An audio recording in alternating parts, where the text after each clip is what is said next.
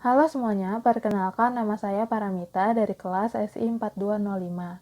Jadi pada video kali ini adalah bentuk penyelesaian tugas mandiri saya pada mata kuliah Data Warehouse dan Business Intelligence. Di sini saya akan menentukan jenis-jenis data dari skema yang saya ambil, yaitu skema purchasing. Sebelum masuk ke pembahasan, saya akan menjelaskan sedikit tentang jenis-jenis data. Pada dasarnya, data dibagi menjadi dua, yaitu data terstruktur dan tidak terstruktur, atau semi-terstruktur. Nah, pada skema purchasing ini menggunakan data berjenis terstruktur, di mana data terstruktur ini dibagi menjadi dua, yaitu data numerikal dan kategorikal. Numerikal terdiri dari data nominal dan ordinal, sedangkan kategorikal terdiri dari data interval dan rasio. Selanjutnya, masuk ke pembahasan.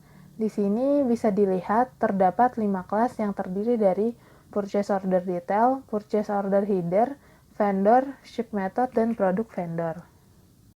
Pada kelas purchase order detail yang terdiri dari 2 primary key dan 2 foreign key, terdapat purchase order ID dan purchase order detail yang bertipe data numerikal.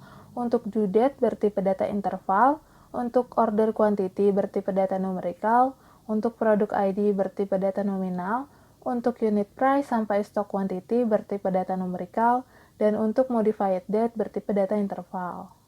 Selanjutnya, masuk ke purchase order header. Kelas ini terdiri dari 1 primary key dan 2 foreign key. Terdapat purchase order ID yang bertipe data numerikal, untuk ship method ID dan vendor ID bertipe data nominal, untuk revision number bertipe data numerikal, untuk status bertipe data nominal, untuk order date dan ship date bertipe data interval, untuk subtotal, tax amount, dan freight bertipe data numerikal, sedangkan untuk total due dan modified date bertipe data interval. Lanjut ke kelas vendor yang terdiri dari 1 primary key, 1 foreign key, dan 1 Unix. Untuk business entity ID dan account number bertipe data numerikal. Untuk name bertipe data kategorikal. Untuk credit rating bertipe data ordinal. Untuk prefer vendor status bertipe data kategorikal. Untuk active flag bertipe data nominal. Untuk purchasing web service URL bertipe data numerikal dan modified date bertipe data interval. Lanjut masuk ke kelas ship method yang terdiri dari 1 primary key dan 2 Unix. Untuk ship method ID bertipe data nominal. Untuk name dan ship base bertipe data kategorikal. Untuk ship rate bertipe data numerikal. Untuk row guide bertipe data nominal dan modified date bertipe data interval. Selanjutnya, masuk ke kelas produk vendor yang terdiri dari 2 primary key dan 3 foreign key. Untuk business entity ID bertipe data numerikal. Untuk produk ID bertipe data nominal. Untuk average lead time bertipe data interval. Untuk standard price dan last receipt cost bertipe data numerikal. Untuk last receipt date bertipe data interval.